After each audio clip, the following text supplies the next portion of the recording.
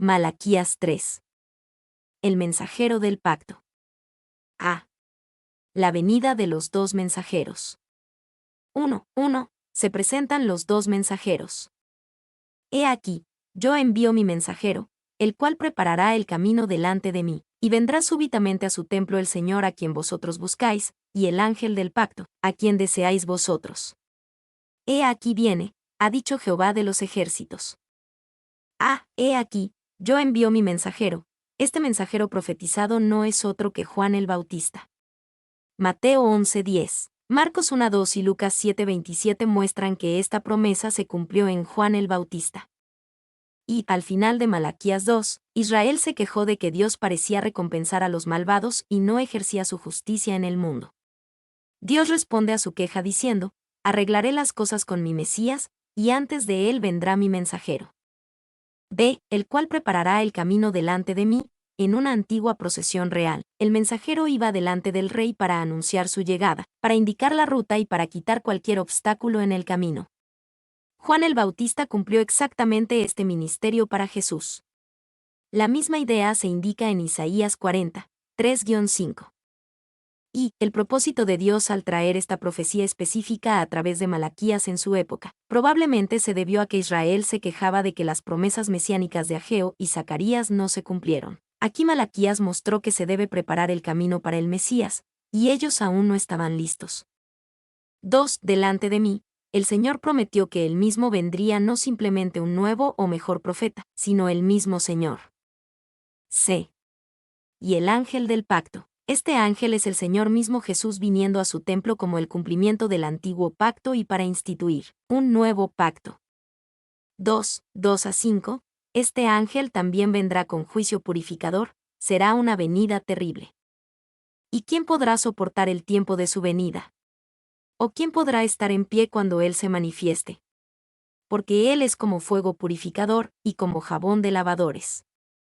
Y se sentará para afinar y limpiar la plata, porque limpiará a los hijos de Leví, los afinará como a oro y como a plata, y traerán a Jehová ofrenda en justicia. Y será grata a Jehová la ofrenda de Judá y de Jerusalén, como en los días pasados, y como en los años antiguos. Y vendré a vosotros para juicio, y seré pronto testigo contra los hechiceros y adúlteros, contra los que juran mentira, y los que defraudan en su salario al jornalero, a la viuda y al huérfano, y los que hacen injusticia al extranjero. No teniendo temor de mí, dice Jehová de los ejércitos. ¿Y quién podrá soportar el tiempo de su venida? Malaquías 3:1 habló de un mensajero y un ángel que vendrían, uno para preparar el camino del Señor, y otro para ser el ángel del pacto. La venida que el hombre debe soportar es la venida del ángel del pacto, pero es su segunda venida. Y, como la mayoría de los profetas del Antiguo Testamento, Malaquías, en su descripción de la venida de Cristo, mezcló los dos advenimientos. Olden. B. Él es como fuego purificador y como jabón de lavadores. La venida de este ángel será impresionante y terrible, pero con un propósito. Tanto el lavador como el refinador trabajan para limpiar, no para destruir. Y se sentará para afinar y limpiar la plata. La belleza de esta imagen es que el refinador mira dentro del horno u olla abierta, y sabe que el proceso de purificación está completo, y que toda la escoria se quemó, cuando él puede ver su imagen claramente reflejada en el metal fundido. Baldwin. 2. Si alguno de ustedes, mis oyentes, está buscando al Señor en este momento, quiero que entienda lo que significa. Tú estás buscando un fuego que te probará y consumirá mucho que ha sido querido para ti. No debemos esperar que Cristo venga y nos salve nuestros pecados, Él vendrá y nos salvará de nuestros pecados. Por lo tanto, si estás capacitado por la fe para recibir a Cristo como Salvador, recuerda que lo tomas como el purgador y el purificador, porque es del pecado que Él nos salva. Spurgeon. 3. Notamos que Él sentará para afinar. Qué consuelo es que Él no entregue este trabajo a otras manos que a las suyas. Él puede dar órdenes a sus ángeles acerca de nosotros cuando estemos en peligro, pero Él mantiene nuestra purificación bajo su supervisión especial. Mailer. 4. Al mismo tiempo, observen que Él se sentará para afinar. La postura sentada muestra que el refinador puede parecer indiferente, pero no lo es. Él está trabajando cuidadosamente con la plata, quemando y raspando la escoria que las llamas traen a la superficie. Creo que veo en el acto de sentarse del refinador una paciencia resuelta, como si él pareciera decir, este es un trabajo duro, y me sentaré para hacerlo, porque necesitará cuidado, tiempo y vigilancia constante. Spurgeon. Si ahora mismo estás en el fuego, querida alma, ten buen ánimo, muestra al menos que eres plata, y que eres capaz de realizar un servicio más aceptable en el santo templo de Dios. Meyer. C. Porque limpiará a los hijos de Leví. En los primeros 2 capítulos de Malaquías, el Señor habló en contra de la corrupción del sacerdocio. Aquí, Dios dio su respuesta definitiva a esa corrupción: Él limpiará a los hijos de Leví. Y, ¿han reflexionado alguna vez sobre el hecho de que cuando la obra de refinación de Cristo haya terminado en nosotros, nunca más habrá necesidad de ella? Bendito sea Dios, no hay fuego purgatorio. No debemos temer que todavía tenemos que pasar a través de llamas purgantes en otro mundo. Spurgeon. Seré pronto testigo contra los hechiceros. El propósito final de Dios es limpiar la sociedad y cambiar los corazones de los hombres. Cuando Jesús regrese en gloria y gobierne en esta tierra, el mal será rápidamente castigado. Y hechiceros. Este pecado se menciona primero porque los judíos se familiarizaron con la hechicería y otras artes mágicas durante su cautiverio en Babilonia. D. Volver a Dios en lugar de robarle a Dios. 1, 6-7. Mientras declara su misericordia, Dios pide arrepentimiento. Porque yo Jehová no cambio, por esto, hijos de Jacob, no habéis sido consumidos. Desde los días de vuestros padres os habéis apartado de mis leyes, y no las guardasteis. Volveos a mí, y yo me volveré a vosotros, ha dicho Jehová de los ejércitos. Mas dijisteis, ¿en qué hemos de volvernos? Porque yo Jehová no cambio, por esto, no habéis sido consumidos. Si fuera posible que Dios cambiara de opinión acerca de nosotros, muy bien podría hacerlo y seríamos consumidos. Afortunadamente, el Señor no cambia en su amor ni en su elección por nosotros. Desde los días de vuestros padres os habéis apartado de mis leyes. El amor inmutable de Dios por Israel debería haberlos hecho más obedientes y sometidos a Él, pero dieron por sentada su fidelidad y paciencia. Volveos a mí, y yo me volveré a vosotros. Este era un simple llamado al arrepentimiento. Aquellos que una vez caminaron con Dios y se comprometieron con su pacto, deben volver a Él. Cuando lo hagan, encontrarán que Él volverá a ellos con bendiciones y las marcas de su presencia. Y, en su sentido más básico, el arrepentimiento es alejarse del pecado y volverse a Dios. No se requiere tanto si queremos volver a Dios, el arrepentimiento describe lo que es el mismo acto de volver. ¿En qué hemos de volvernos? Israel no sabía cómo volver a Dios. O eligieron no saber, o simplemente eran ignorantes. 2, 8-12, como necesitaba arrepentirse Israel. ¿Robará el hombre a Dios? Pues vosotros me habéis robado. Y dijisteis, ¿en qué te hemos robado? En vuestros diezmos y ofrendas. Malditos sois con maldición, porque vosotros, la nación toda, me habéis robado. Traed todos los diezmos al alfolí y haya alimento en mi casa, y probadme ahora en esto, dice Jehová de los ejércitos, si no os abriré las ventanas de los cielos, y derramaré sobre vosotros bendición hasta que sobreabunde. Reprenderé también por vosotros al devorador, y no os destruirá el fruto de la tierra, ni vuestra vida en el campo será estéril, dice Jehová de los ejércitos. Y todas las naciones os dirán bienaventurados, porque seréis tierra deseable, dice Jehová de los ejércitos. ¿Robará el hombre a Dios? Parece una locura pensar que un hombre pueda robar a Dios. ¿Qué podría robarle a alguien a Dios? El Señor explicó cómo podría suceder. Ellos robaban a Dios al retener sus diezmos y ofrendas. Y era una expresión de asombro, ¿robará el hombre a Dios? Asombro porque es algo muy atrevido de hacer. Asombro porque es vergonzosamente desagradecido. Asombro porque es estúpidamente autodestructivo. Asombro porque ciertamente será castigado. 2. Dios lo llamó robo porque tenían posesión ilícita de lo que era de Dios. No era porque solo los diezmos y ofrendas le pertenecieran a Dios. De hecho, todo lo que tenemos le pertenece a Dios. Salmo 24:1. Sin embargo, Dios normalmente no nos ordena que demos todo lo que le pertenece. Él nos permite mantener a algo como administradores en su nombre. Pero los diezmos y ofrendas son diferentes. No nos son dados a nosotros para que los administremos, pertenecen a lo que el Señor llama mi casa, la casa del Señor.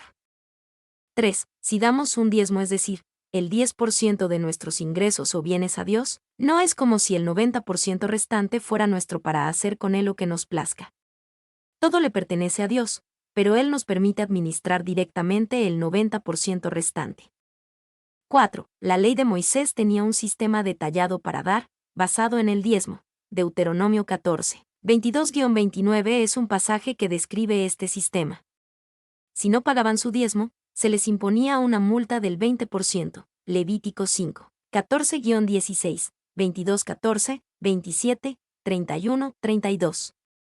Sin embargo, la práctica y el principio del diezmo llegaron mucho antes que la ley. Génesis 14, 18-20. Ve, malditos sois con maldición, porque vosotros me habéis robado. Debido a que el pueblo de Dios no daba como Él ordenó, Dios no los bendijo material o espiritualmente de la manera que lo hubiera hecho. Sus corazones tacaños probaban que sus corazones estaban lejos de Dios porque Dios es el mayor dador. Juan 3:16. Y muchas personas con problemas económicos no hacen primero lo más importante, obedecer y honrar a Dios con sus recursos. Cuando ponemos a Dios y su reino en primer lugar, Él promete satisfacer nuestras otras necesidades. Mateo 6:33. Se trae todos los diezmos al alfolí. Esta era la respuesta a sus problemas: hacer realmente lo que Dios les ordenó hacer, y traer todos los diezmos a Dios. No es que no le dieran nada a Dios, simplemente no le traían todos los diezmos. No deben quedarse cortos en darle a Dios todo lo que Él pidió. Y, bajo el nuevo pacto, ¿estamos bajo un mandato similar de diezmar? El Nuevo Testamento en ninguna parte ordena específicamente el diezmo, pero ciertamente habla de ello de manera positiva si se hace con un corazón recto. Lucas 11:42. 2. También es importante entender que el diezmo no es un principio que dependa de la ley de Moisés. Hebreos 7, 5-9 explica que Dios practicaba y honraba el diezmo mucho antes de la ley de Moisés. 3. De lo que sí habla el Nuevo Testamento con gran claridad es del principio de dar. 1 Corintios 16, 1-4 deja en claro que nuestro dar debe ser periódico, realizado en periodos regulares. Planeado, pensado de antemano a la entrega. Proporcional, dar en proporción a nuestras bendiciones. Privado, no hecho para darnos a conocer como donantes generosos. 4. Además, 2 Corintios 9 nos dice que dar debe ser generoso, dar más en lugar de menos. Dado libremente, no hecho por culpa o manipulación. Alegre, dado alegremente y con regocijo en Dios. V. Dado que el Nuevo Testamento no enfatiza el diezmo, uno podría no ser estricto con los cristianos, aunque algunos cristianos lamentablemente argumentan en contra del diezmo, sobre la base del interés propio. Sin embargo, dar debe ser proporcional, por lo que debemos dar algún porcentaje, por lo que el 10% es un buen punto de referencia. Para algunos, el 10% debería ser en realidad el comienzo de sus donaciones. B. Si nuestra pregunta es, ¿qué es lo más poco que puedo dar y aún así agradar a Dios? Entonces nuestro corazón no está en el lugar correcto. Deberíamos tener la actitud de algunos cristianos primitivos, quienes esencialmente decían, no estamos bajo la ley del diezmo, podemos dar más. El dar y la administración financiera son asuntos espirituales, no solo asuntos financieros. Lucas 16:11. D. Y haya alimento en mi casa. El propósito del diezmo era principalmente para apoyar a los sacerdotes que ministraban delante de Jehová. Cuando el pueblo no traía sus diezmos, los sacerdotes no estaban debidamente sostenidos y no había suficiente alimento para ellos en la casa del Señor. Y el diezmo en Israel también debía usarse para ayudar a los pobres, y una vez cada 3 años se apartaba una parte para ese propósito. Deuteronomio 14, 28-29. Aún así, el propósito principal del diezmo era sostener a la tribu de Leví y a los sacerdotes. Deuteronomio 14:27. 2. El mismo principio continúa en el Nuevo Testamento. Algunos afirman que un ministerio pagado es una abominación ante Dios, pero Pablo dejó en claro que los ministros no solo merecen ser sostenidos por aquellos a quienes ministran. 1 Timoteo 5:18, 2 Corintios 9, 4-14. Sino también que su sostenimiento es aún más digno que el de los pobres, 1 Timoteo 5:17. Sin embargo, Pablo cedió voluntariamente su derecho a ser sostenido cuando pensó que hacerlo era lo mejor para el Evangelio. 2 Corintios 9:12, 9:15. Y probadme ahora en esto. Es difícil encontrar un pasaje comparable de las Escrituras donde el Señor le ordene a su pueblo que lo pruebe. Aquí, con respecto a dar y su bendición al respecto, Él le dijo a su pueblo: probadme ahora en esto. Era como si Dios dijera: mira si puedes darme y ser más pobre por ello. Mira si puedes dar más que yo. Y, el contexto de las palabras de Dios sobre los diezmos es la enseñanza de que Dios es fiel. El asunto de los diezmos es solo una ilustración de esa enseñanza. Bois. Si no os abriré las ventanas de los cielos, y derramaré sobre vosotros bendición hasta que sobreabunde. Esta es la respuesta que Dios prometió cuando su pueblo diera como Él les dijo que lo hicieran. Los bendecirá tanto con provisión como con protección, reprenderé también por vosotros al devorador. Y, la referencia a las ventanas de los cielos nos recuerda el glorioso relato de la provisión en 2 Reyes 7, cuando Dios proveyó de una manera completamente inesperada. Dios tiene recursos de los que no sabemos nada y, a menudo, no ayuda a tratar de averiguar o preocuparse de cómo Dios proveerá. Sé de qué sirve servir a Dios. 1, 13-15, el pueblo de Dios hace la pregunta. Vuestras palabras contra mí han sido violentas, dice Jehová. Y dijisteis: ¿qué hemos hablado contra ti? Habéis dicho: por demás es servir a Dios. ¿Qué aprovecha que guardemos su ley y que andemos afligidos en presencia de Jehová de los ejércitos? Decimos, pues, ahora, bienaventurados son los soberbios, y los que hacen impiedad no solo son prosperados, sino que tentaron a Dios y escaparon. Vuestras palabras contra mí han sido violentas. Israel habló en contra de Jehová de una manera dura y pecaminosa y aparentemente ni siquiera se dieron cuenta de que lo habían hecho. Por demás es servir a Dios. Estas eran las duras palabras pronunciadas por el pueblo de Dios en contra de él. Veían la prosperidad de los soberbios y aquellos que hacían impiedad, y pensaban que por demás es servir a Dios mientras los que no le servían parecían pasarla también. Y, cuesta algo el guardar la ley de Dios, y tenían que humillarse para andar como afligidos en presencia de Jehová. Sin embargo, al pueblo de Dios le parecía que el costo no valía la recompensa. 2, 16-18, el consuelo de saber que Dios recuerda. Entonces los que temían a Jehová hablaron cada uno a su compañero, y Jehová escuchó y oyó, y fue escrito libro de memoria delante de él para los que temen a Jehová, y para los que piensan en su nombre. Y serán para mí especial tesoro, ha dicho Jehová de los ejércitos, en el día en que yo actúe, y los perdonaré, como el hombre que perdona a su hijo que le sirve.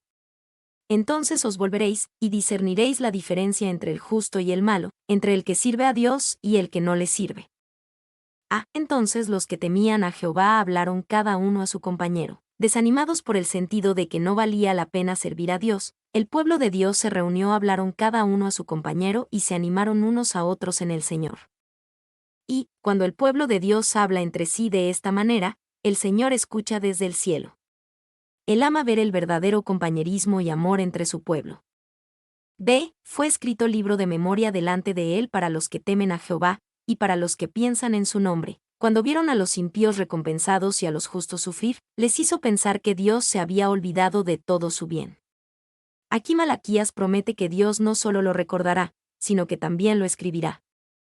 Y, la idea de que Dios tiene un libro de memoria es común pero variada. Éxodo 32, 32-33, Salmos 69 horas y 28 minutos, 87, 6, Daniel 12:1. Serán para mí especial tesoro, en medio del sufrimiento, asaltados por la duda y el desánimo. El pueblo de Dios no se sentía como el tesoro de Dios. Sin embargo, sus sentimientos no cambiaban la verdad, y necesitaban dejar que la verdad de Dios fuera más grande que sus sentimientos.